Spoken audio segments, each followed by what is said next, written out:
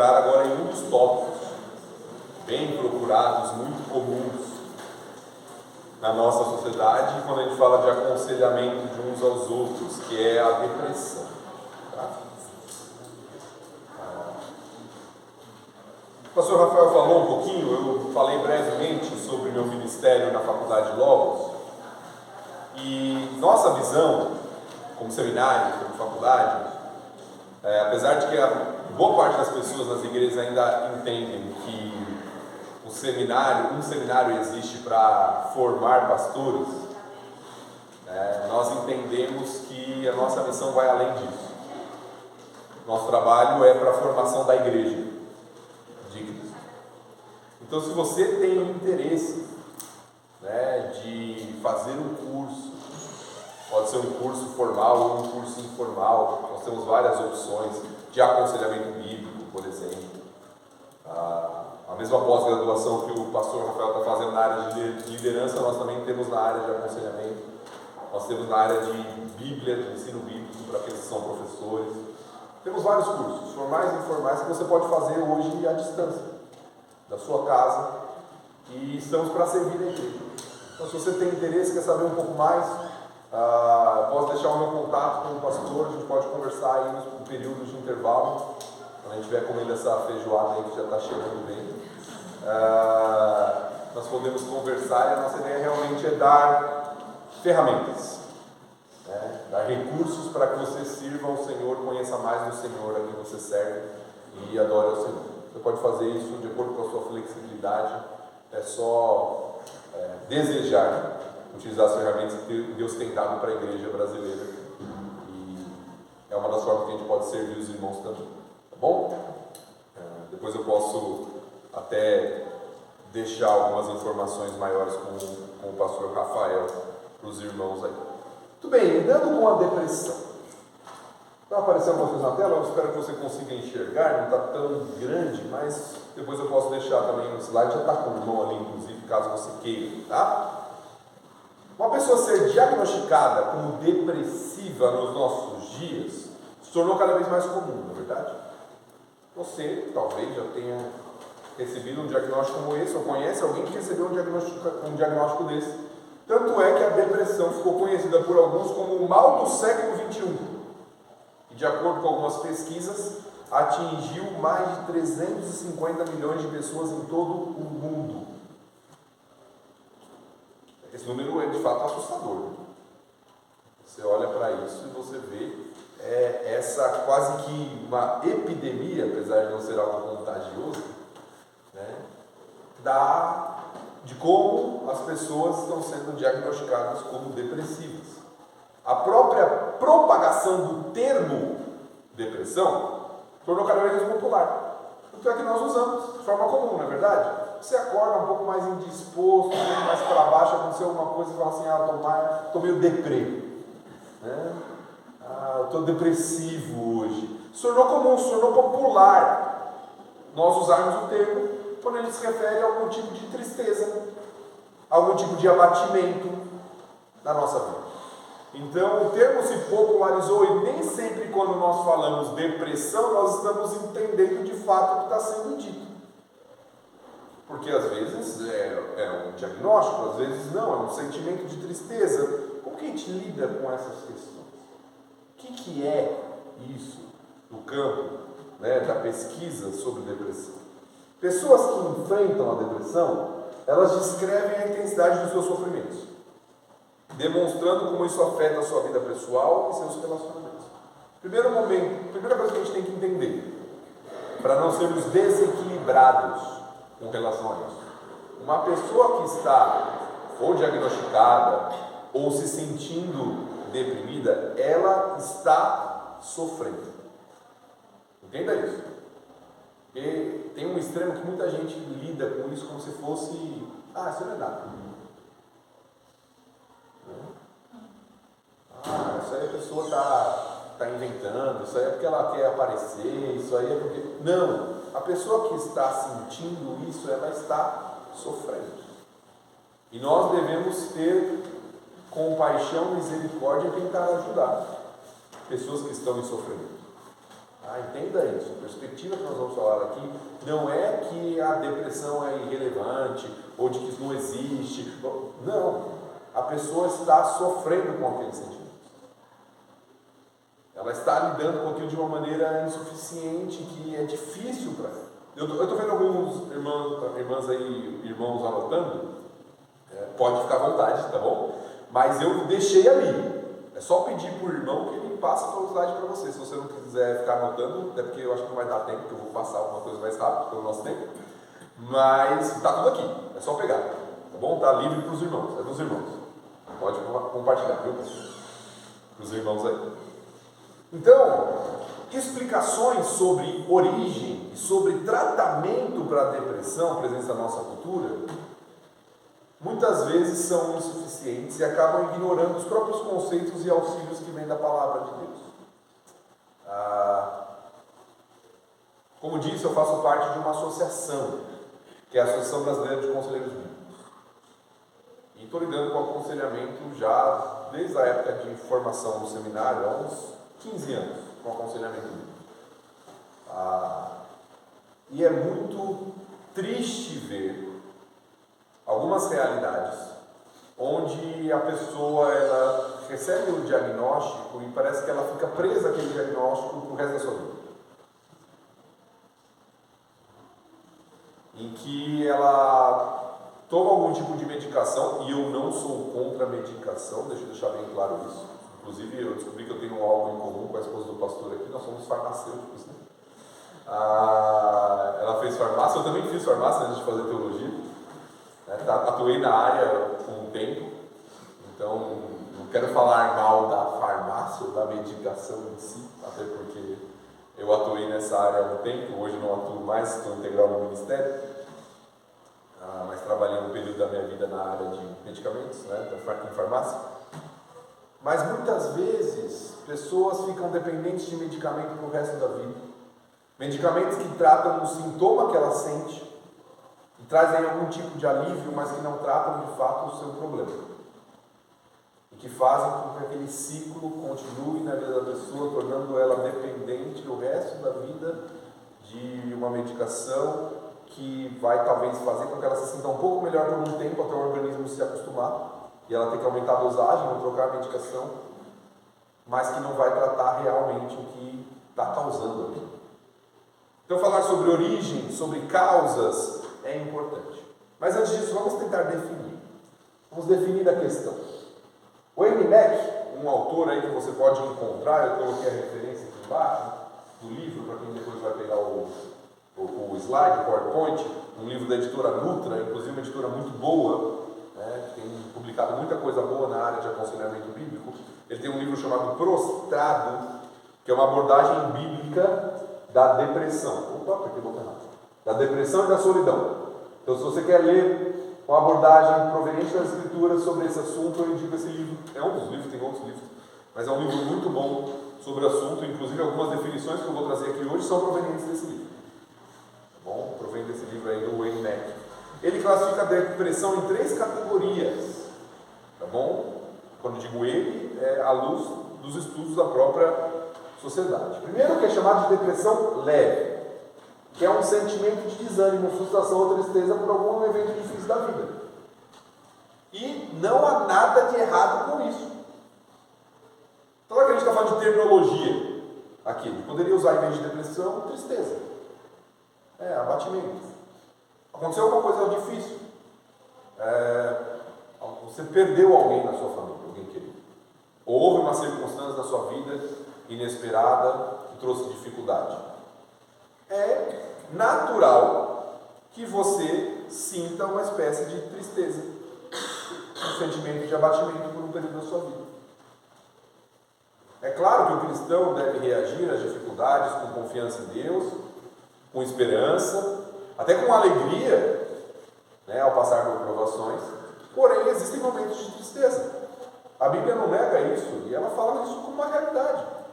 Eclesiastes, Salomão, os Eclesiastes diz que há tempo de chorar, há tempo de rir, há tempo de luto e há tempo de festa. Então tem momentos da vida que são momentos de tristeza. Isso é natural. Isso faz parte da vida no mundo caído em que nós nos encontramos. Então, ter momentos de tristeza, de abatimento, não é um problema. Na verdade, em alguns momentos nós deveríamos estar assim mesmo. É até um extremo errado, às vezes, quando acontece algo muito ruim, você não sentir nada. Opa, tem uma coisa errada aqui. Você está indiferente à situação. Talvez tenha um problema aqui. Então, ter momentos de tristeza, de abatimento na vida, faz parte da nossa realidade.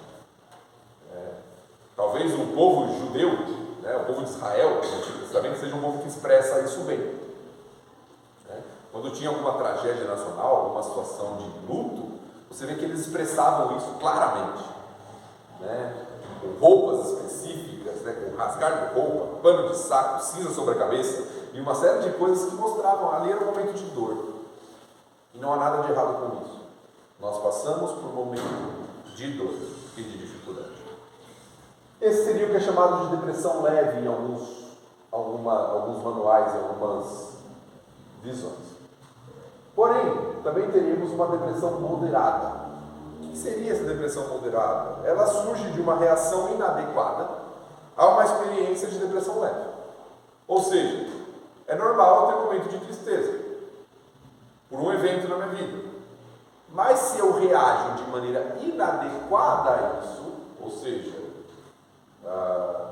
a essa circunstância difícil começa a dominar minha vida a tal ponto, pode me levar a algo mais constante. Não um sentimento que vai passar naturalmente com o tempo, um sentimento de luto, de tristeza, mas algo que começa a se tornar recorrente, onde o foco se torna nas questões negativas da vida. Minha vida é uma tristeza absoluta. Nada vale a pena. Tudo perdeu sentido. Talvez a expressão, o personagem bíblico que representa isso seja aquela que pediu para ser chamada de Mara. Noemi, nada faz sentido na minha vida, me chame de amarga, porque minha vida é isso, é uma amargura. E nós temos a depressão severa, ainda mais profunda do que a moderada, gerando uma absoluta desesperança. É aquele caso onde a pessoa às vezes não consegue mais nem levantar da cama, não consegue fazer suas atividades, ela está tão abatida e tão profundamente que a vida perdeu totalmente o sentido. Não sei se você já conviveu com algo assim, já soube de algo assim, mas isso acontece. Às vezes a pessoa não tem energia e ânimo para mover o mínimo, para fazer as coisas básicas, as responsabilidades básicas do dia a dia.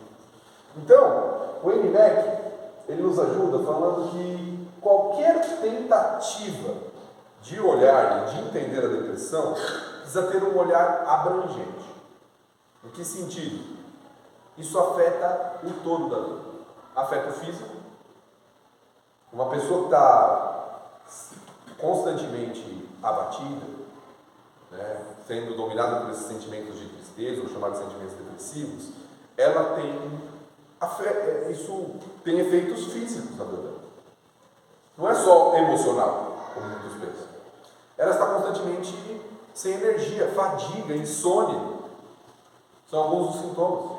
Isso afeta as suas emoções, como a gente falou, a desânimo, a melancolia. Isso afeta o seu comportamento. Ela não faz as atividades que ela deveria fazer.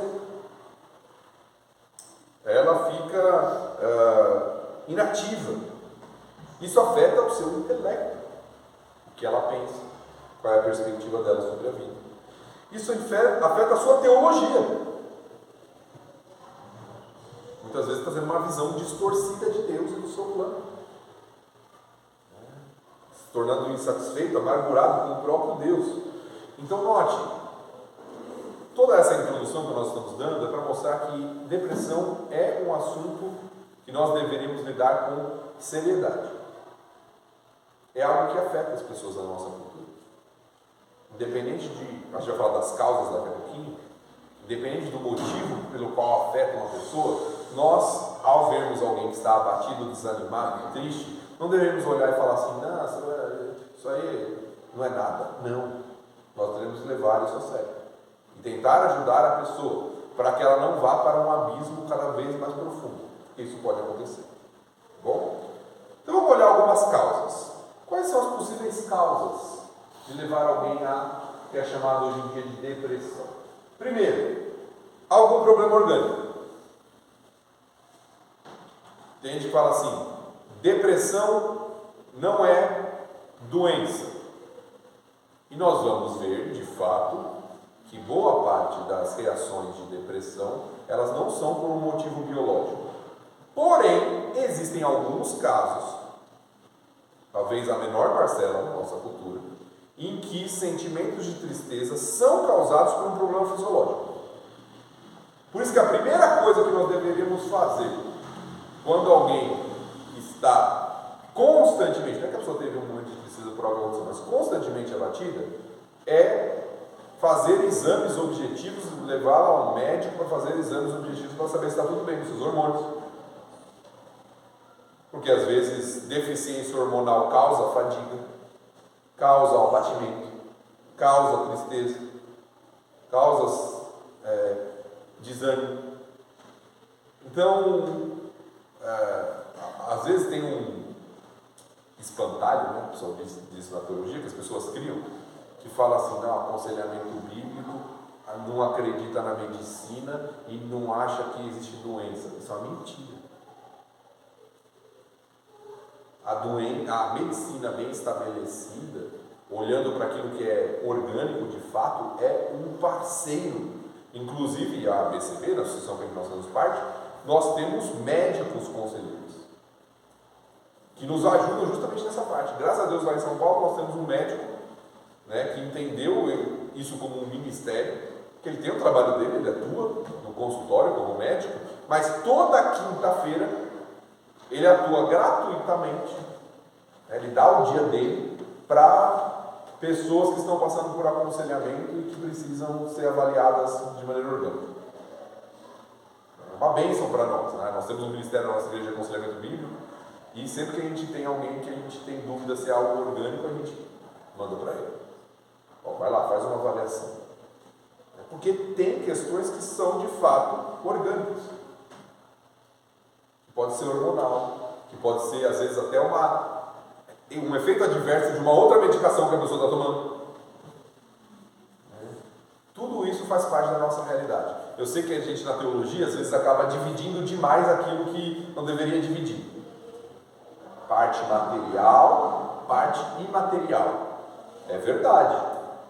Existe o corpo, existe alma, espírito, mas eles estão interligados, um afeta o outro. Às vezes o orgânico afeta a disposição e até a vida com Deus. Então entender isso. É possível que uma pessoa esteja com sentimento de depressão por causa de algum problema orgânico? É possível. É possível que isso aconteça. A pessoa precisa procurar um médico. Agora, um médico que vai fazer exames objetivos. Né? Exames hormonais, exames de sangue, exames objetivos. Não estamos falando agora de simplesmente dar uma medicação para a pessoa se sentir melhor. Mas fazer exames para saber se é algo orgânico. Essa é uma possível causa. Porém, existem outras causas. E eu diria que são as mais comuns da nossa cultura. Pode ser um pecado e uma culpa não tratado biblicamente. Você tem aí o Salmo 32, eu acho que ficou pequenininho para vocês aí, tá? Mas o Salmo 32 vai falar, vou abrir aqui na própria Bíblia, se você quiser acompanhar, Salmo, capítulo 32, versículos de 1 a 5.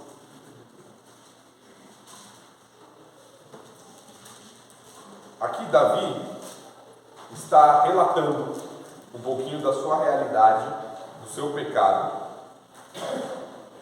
Muitos sugerem aqui que o pecado é o pecado do adultério com Batseba, assim como no Salmo 51. E ele fala um pouquinho daquilo que ele sentiu enquanto o seu pecado não foi confessado e tratado. Ele diz assim: bem-aventurado aquele cuja iniquidade é perdoada, cujo pecado é coberto. Bem-aventurado o homem a quem o Senhor não atribui iniquidade, em cujo espírito não há dor. Agora o versículo 3. Enquanto calei os meus pecados, envelheceram os meus ossos, pelos meus constantes gemidos todo dia, porque a tua mão pesava dia e noite sobre mim, e o meu vigor se tornou em sequidão de estio. Confessei-te o meu pecado e a minha iniquidade não mais ocultei. Disse, confessarei ao Senhor as minhas transgressões, e tu perdoaste a iniquidade do meu pecado. Ao mesmo tempo que nós não podemos negar que a depressão pode ter uma origem orgânica, nós não podemos negar também que às vezes uma culpa e um pecado não confessado e não tratado biblicamente pode trazer um sentimento de tristeza, de abatimento em cima de um cristão. Lembra que a gente falou de Gênesis 3? Eu não quero entrar muito nesse tópico, senão eu vou acabar atrapalhando a palestra do irmão, aí, né? A mensagem do irmão sobre culpa que ele vai trazer. Mas lembra que a gente falou que em Gênesis 3, uma das primeiras coisas que acontece quando o pecado entra no mundo é a presença da culpa.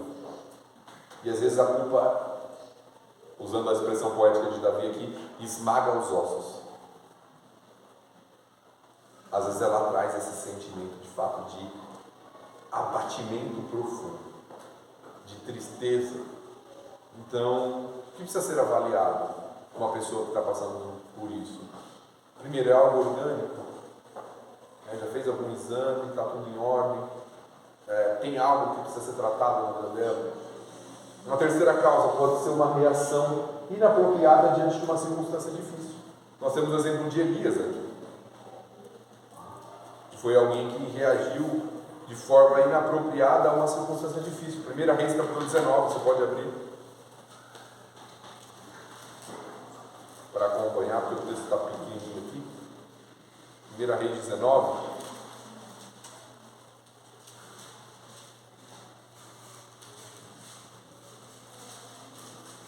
Quero que você conheça a história de Elias, de Acabe e de Jezabel.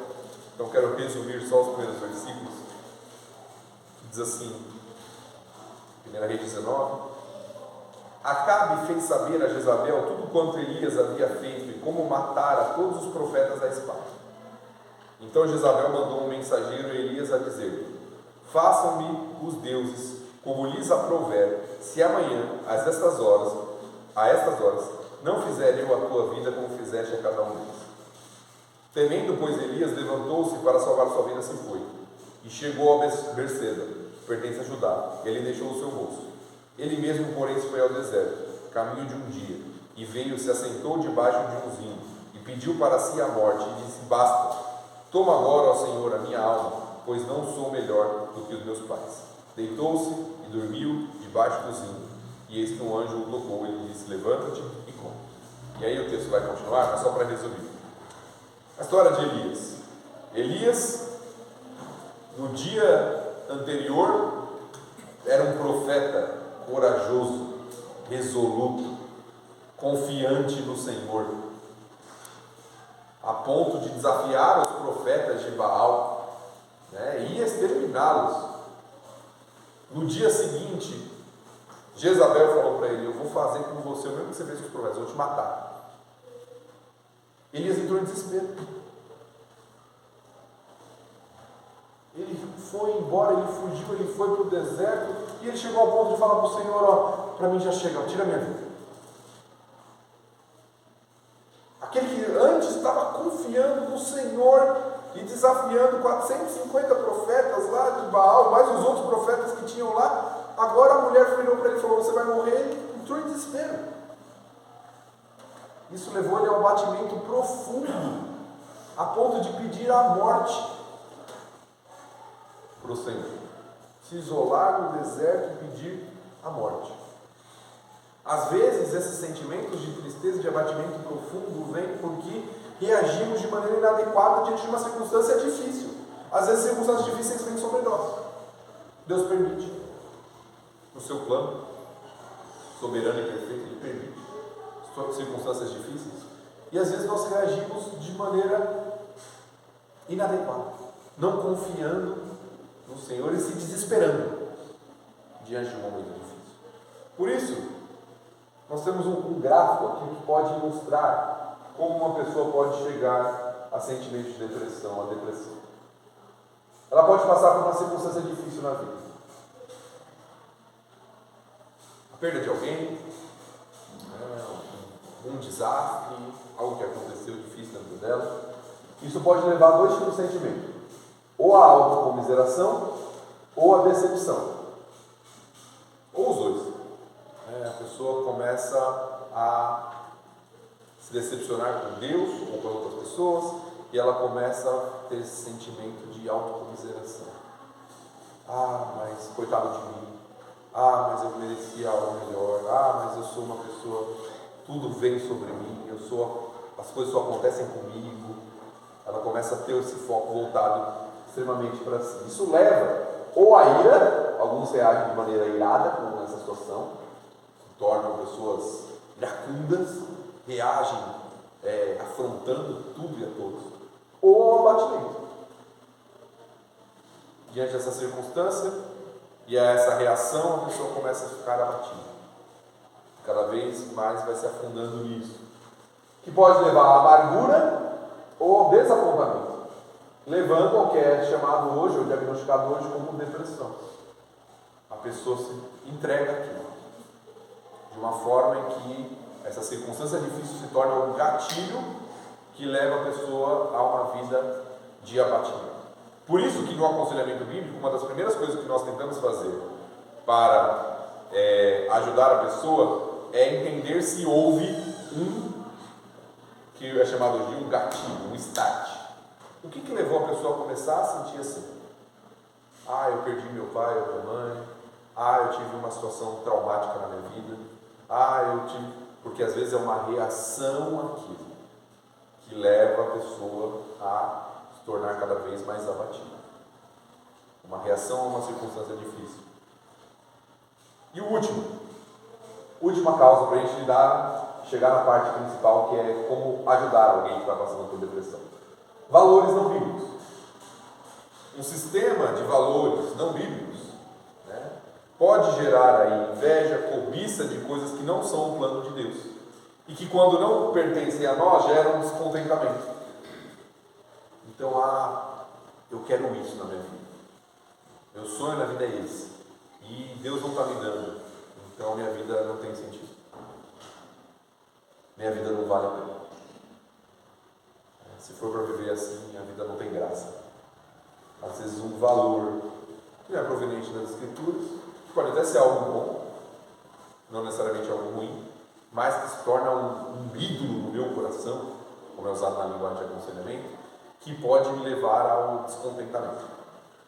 A vida não tem graça se não tiver isso. Isso podem ser algumas possíveis causas. Por que uma pessoa está abatida? Pode ser algo orgânico, pode ser algum pecado não tratado biblicamente, pode ser uma reação inadequada às circunstâncias difíceis da vida, pode ser por ter um valor não bíblico e uma esperança em algo que aquilo que o Senhor não prometeu e ela não recebeu aquilo, por causa disso ela fica abatida. São causas, possíveis causas. Agora, como a gente lida, que é o terceiro ponto e o nosso último ponto aqui, como a gente ajuda, que é o mais importante? Como ajudar alguém que está passando por isso? Uma pessoa que você conhece, ou você mesmo talvez está lidando com isso. Como que eu lido com a depressão biblicamente falando? Em primeiro lugar, seja compassivo e paciente diante do sofrimento da pessoa.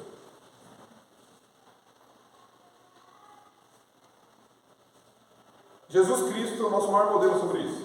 O texto que está citado aqui nós já lemos no trecho anterior, 1 Tessalonicenses 5, que nos chama paciência para com todos. Mas Jesus Cristo é o nosso maior modelo disso.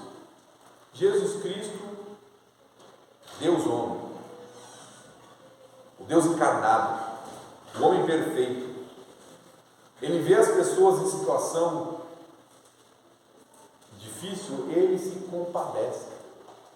Ele não vira assim, isso não é nada, isso aí é frescura, né? Como o pessoal diz lá em São Paulo, não sei se usa esse termo também. Isso aí, não, ele se compadece das multidões aflitas. Ele se compadece da pessoa que está passando por um problema.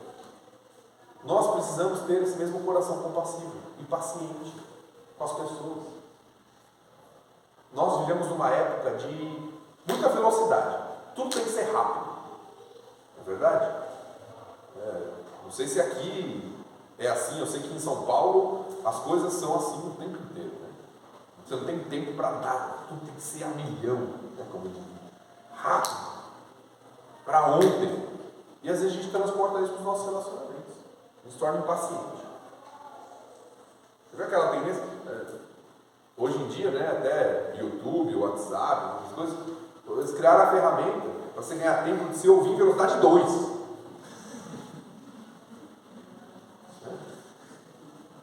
E aí na vida real você começa a conversar com a pessoa fala um pouco mais devagar, você já está lá impaciente. Fala logo.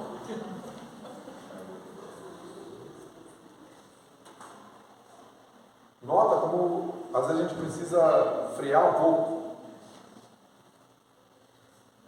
Ter um olhar de compaixão e de paciência. Porque uma pessoa que está passando por isso, ela precisa disso. Às vezes ela não vai sair desse sentimento, desse abatimento do dia para o outro, não. Você vai precisar caminhar com ela, você vai precisar ajudá-la, você precisa ter compaixão e paciência. Sem isso é impossível ajudar. Esse é o primeiro passo. A nossa postura. Antes de olhar o que o outro tem que fazer, a nossa postura. Compaixão, paciência. Segundo, ouça e procure compreender o que aconteceu na vida da pessoa. Os provérbios bíblicos e Tiago no Novo Testamento já nos advertem. Nós precisamos aprender a ouvir. Nós gostamos muito de falar e pouco de ouvir. As Escrituras falam sobre isso o tempo inteiro. Seja pronto para ouvir, tardio para falar, tardio para ser. Nós gostamos de dar respostas e às vezes esquecemos que nós precisamos ouvir. Ouvir a pessoa, tentar compreender o que aconteceu. Muita gente, pelo simples fato de ter alguém que ouve, já começa um processo de esperança, pelo menos. Tem alguém que o ouve. Tem alguém que está disposto a compartilhar e a ser compassivo e a sentar e a ouvir e compreender o que aconteceu na vida dela. Porque às vezes ela só tem pessoas que estão julgando, só tem pessoas que estão criticando. Não tem ninguém que está ouvindo. Não tem ninguém que está compreendendo. Não tem ninguém que está buscando ajudar de fato. Então, ouça, procure compreender o que aconteceu. Terceiro, forneça esperança, centrada na pessoa e na obra de Cristo. Pastor, você disse que alguém vai tocar um sino, né? Vai tocar. Ah, tá bom. Não sei se eu já tinha passado do tempo ou não, mas o irmão responsável pelo sino aí segura um pouquinho. Brincadeira. Forneça esperança, centrada na pessoa e na obra de Cristo. Pessoa que está abatida, desanimada, ela precisa de esperança. Agora, note que essa esperança está qualificada aqui, centrada na pessoa e na obra de Cristo. Porque também tem um perigo no nosso mundo, na nossa época, de um fornecimento de esperança que não é bíblico e que às vezes fornece uma falsa esperança para a pessoa. Isso, eu tenho visto isso é muito ruim. Acontece muito em contexto que a pessoa está abatida ou está doente mesmo no hospital, né? E a pessoa vira para ela e fala assim: não, vai dar tudo certo. Será? E se a vontade de Deus para a vida daquela pessoa é que ela continue com aquela doença? Não, você vai melhorar. Então, às vezes, são tentativas de dar uma esperança para a pessoa se sentir bem, mas que tem levado muitos, inclusive, a se decepcionar com Deus e com a igreja. Não, veio alguém aqui e me falou que eu ia ficar curado e não aconteceu. Então, eu não quero saber desse Deus. Então, a gente tem que ter um cuidado.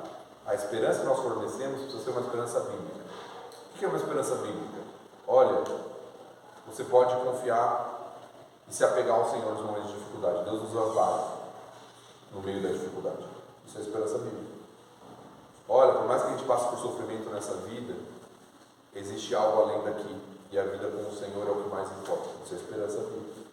Olha, Deus te dá capacidade para lidar com qualquer situação, por mais difícil que ela seja. Ele te dá o amparo necessário e as forças necessárias para lidar com isso. Isso é esperança bíblica. Então, fornecer esperança baseados na obra e na pessoa de Cristo.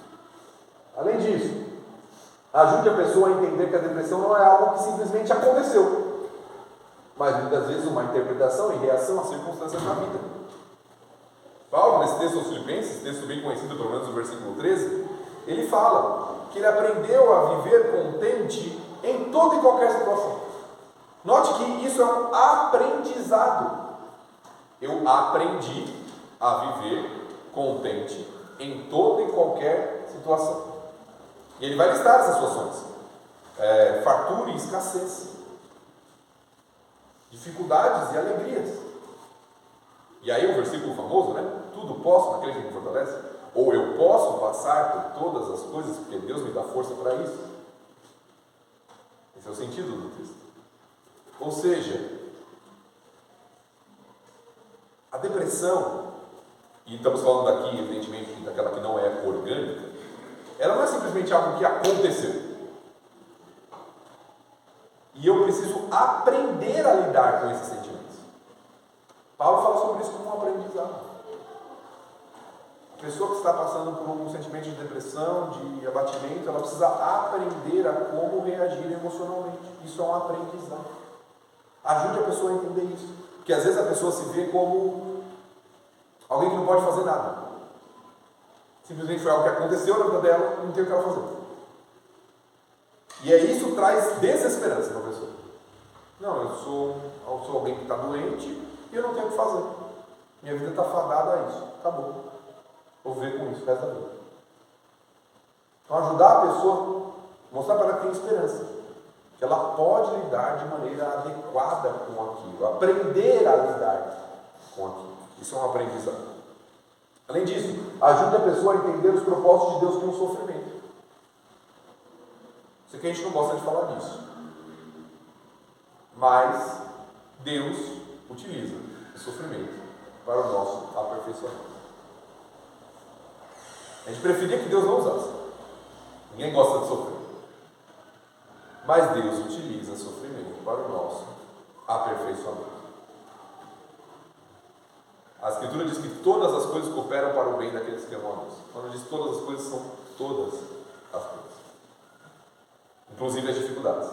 Elas servem para modelar o caráter de Cristo em nós. Nós somos predestinados para sermos conformes à imagem do Filho. Inclusive as dificuldades, as tristezas, as circunstâncias difíceis devem servir para o nosso aperfeiçoamento.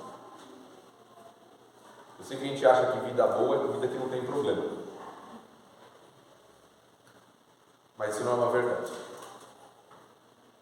Às vezes os problemas são fundamentais para a nossa maturidade. Tem coisas que nós não aprenderíamos se não fosse por meio de problemas e circunstâncias difíceis. Eu não estou falando que você tem que buscar problema, arrumar problema. Não. Deus vai colocar isso na sua vida no momento certo, se Ele achar que é o plano dele para a sua vida. Mas quando ele surge, entenda, Deus está no controle e Ele está permitindo isso, e isso vai ser fundamental para o seu crescimento. Talvez o maior exemplo disso bíblico seja a vida de Jó. Jó passou por muitos problemas, muito mais do que nós passamos, certamente. Mas ao final deles ele diz: agora eu vejo o Senhor.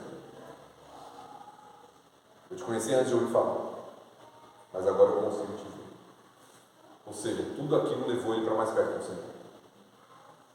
Toda a dificuldade que ele passou, todos os questionamentos que ele teve, no final, levou para que ele estivesse mais íntimo e mais próximo do Senhor. E isso é o mais importante, né? Às vezes Deus vai dar momentos difíceis para que a gente aprenda a confiar nele e se aproximar dele.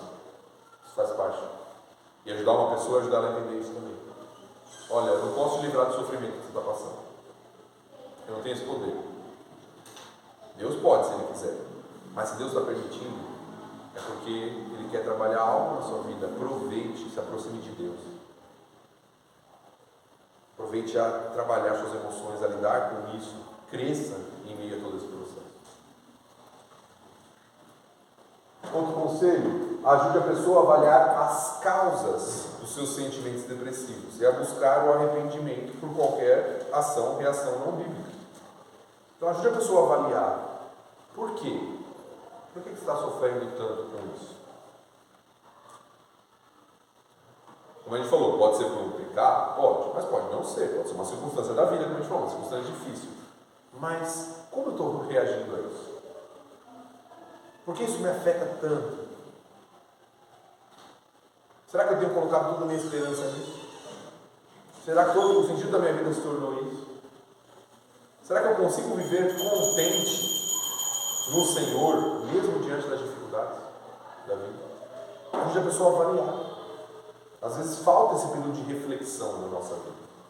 Nós estamos numa sociedade que tem muito conhecimento, por causa dos recursos, internet, uma série de coisas, mas pouca reflexão, pouca profundidade, pouca meditação bíblica. Não essa meditação aí fora que o pessoal ensina, que você fica quase num transe, né? Não. Meditação de reflexão mesmo, de avaliação à luz das Escrituras. Muitas vezes nós temos pouco disso. Ajude também a pessoa a renovar sua mente. A gente falou um pouquinho sobre isso no primeiro período, com pensamentos corretos sobre o caráter de Deus, com a palavra de Deus. Meus irmãos, a luta na maioria das vezes está aqui. Naquilo que nós alimentamos na nossa mente. Por isso que Paulo vai ser enfático com isso. Renovação da vossa mente. A transformação vem por meio da renovação da nossa mente. Se nós não renovarmos nossa mente com a palavra, nós não vamos saber lidar adequadamente com os problemas que surgem na vida. Esse processo é fundamental. Fazer o seu devocional diário, como o pastor falou. Fazer sua reflexão nas Escrituras. Se alimentar daquilo que é bom. Não adianta você vir na igreja uma vez por semana e lotar a sua semana de um monte de porcaria que você assiste, ouve e acessa. Você tem que constantemente renovar a sua mente com a palavra de Deus. E hoje em dia, graças a Deus, nós temos ótimos recursos para isso. Tem coisa ruim, temos que filtrar, mas tem coisa boa também. Você pode ouvir em podcast, em vídeo na internet, em livros, em boa literatura. Você tem muitos recursos para isso, para renovar sua mente constantemente com a palavra de Deus. Além disso, encoraje a pessoa a desenvolver um espírito grato e alegre no Senhor.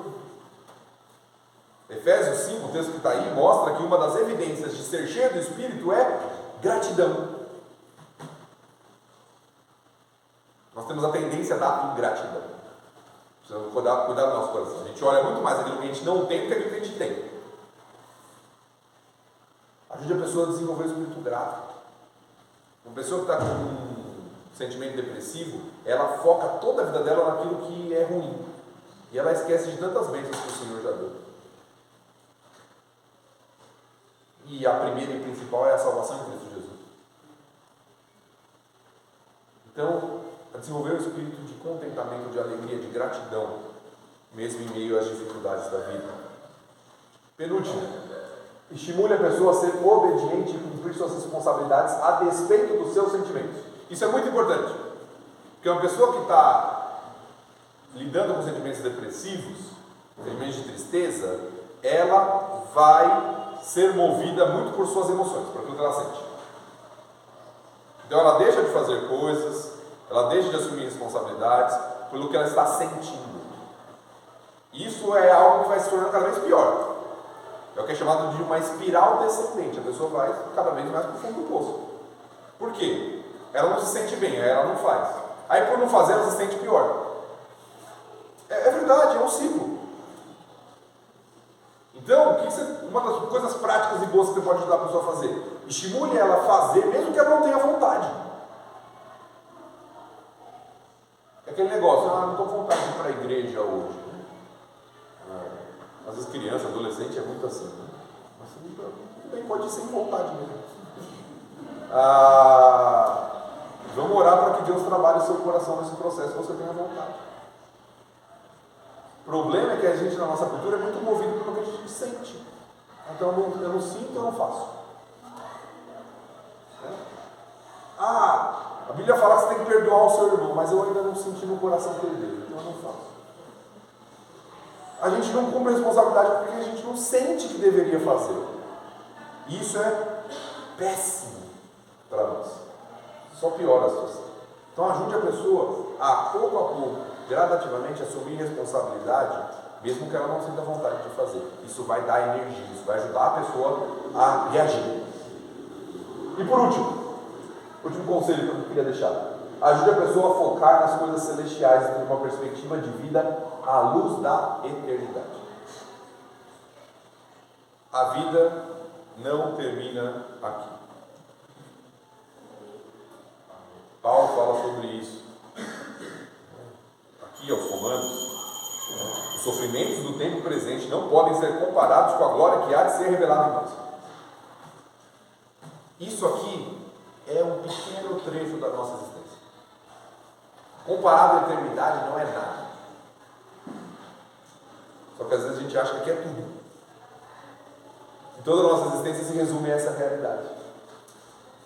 Então, se tem sofrimento nessa vida por causa do mundo cheio de pecado que a gente vive, isso faz parte.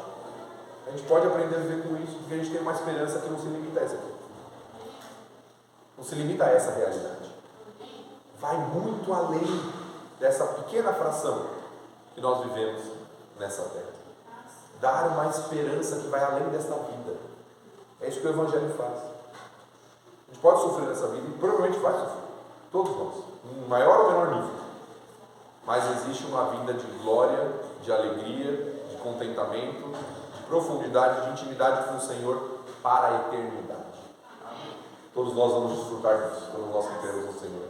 E isso deve renovar a nossa esperança e a nossa mente no Senhor. Eu sei que é dinâmico, eu sei que é rápido, é pouco tempo, mas esses são alguns conselhos que você pode usar para lidar com sentimentos negativos quando eles surgirem na sua vida, ou para ajudar alguém que está passando por isso. Como eu falei, os slides estão aí. Se você não conseguiu anotar tudo e quiser, é só pegar com os irmãos, está disponível, podem usar à vontade. Eu espero realmente que seja uma bênção, que você possa ser um instrumento útil para ajudar outras pessoas com a perspectiva eterna da palavra de Deus. Vamos orar para a gente concluir nosso tempo juntos? Obrigado, Senhor, pelo tempo precioso que o Senhor nos deu nessa manhã. Nós tivemos tantas coisas boas e agradáveis aqui nessa manhã juntos, a comunhão que temos em Cristo, o rever de irmãos, conhecer novos irmãos em Cristo, poder louvar o seu nome através do canto, da adoração, todo o momento que nós tivemos de instrução bíblica aqui também. Tudo é graça do Senhor sobre nós. Nos ajude a modelar nossa mente, a nossa vida por meio da sua palavra, que nós possamos de fato aplicá-la às nossas vidas e também ser um instrumento do Senhor, para que outras pessoas sejam edificadas, encorajadas, exortadas, animadas através da sua palavra. Torna-nos instrumentos úteis, compassivos, que realmente se importam com o próximo e que demonstram o amor e a compaixão de Cristo Jesus. Em nome do Senhor que nós oramos. Amém. Amém.